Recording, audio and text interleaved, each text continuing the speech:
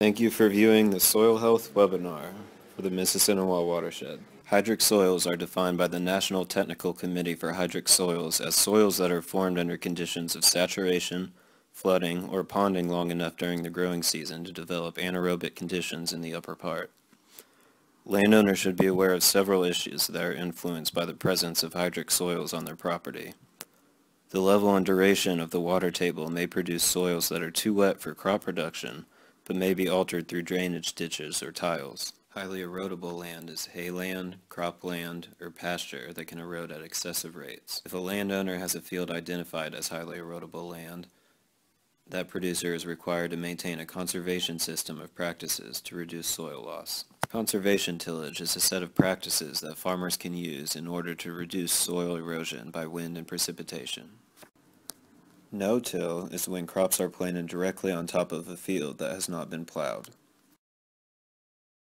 Strip-till is similar to no-till, only there are small sections or strips in the field that are plowed while the majority of the field remains untouched. Ridge-till is used in areas where ridges have been created for the sole purpose of growing crops.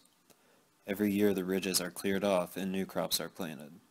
This system requires maintenance and expensive machinery to keep the ridges intact. The final method is mulch-till, which does not invert the soil, but instead chops the soil and makes it easier for crops to be planted. Some benefits of these methods include a reduction in erosion and runoff, improved soil and water quality, and increased soil moisture during periods of droughts. Cover crops can also be utilized in order to improve soil health. Drilling or split row planting is generally the most reliable because it ensures good seed-to-soil contact.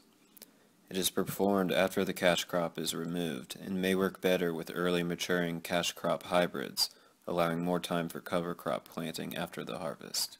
Broadcast seeding can be done with or without the shallow incorporation of the seeds. Incorporation improves seed-to-soil contact using harrows or vertical tillage tools to fluff up harvested crop residues. Some seeds, however, such as peas, cannot be broadcasted. Termination of cover crops should be planned in advance and require careful management practices. The easiest method is winter kill. Some cover crops do not survive central Indiana winters, such as oilseed, radish, and oats. For the herbicide method, a non-selective contact or translocate herbicide will effectively kill most cover crops. Timing of application is crucial for cover crops that are hard to control, and producers should be prepared with a backup plan. Mowing or roller crimping is performed at the flowering or heading stage. Sometimes this stage is later than desired for cash crop systems. Thank you for viewing the Soil Health webinar. For more information on soil health, visit nrcs.usda.gov.